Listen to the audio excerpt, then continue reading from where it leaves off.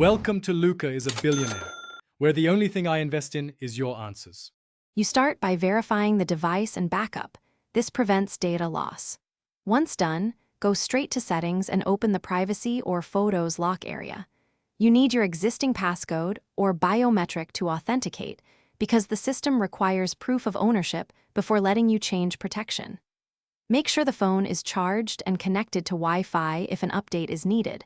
Otherwise, the change may be blocked. Now authenticate and be ready to select the locked album or app. Once authenticated, choose the new lock method: passcode, PIN, pattern, or biometric. Pick what balances speed and security for you. Then adjust timeout and auto lock settings so the album relocks when idle. You should also set recovery options, an email or trusted device, so you can regain access if you forget credentials.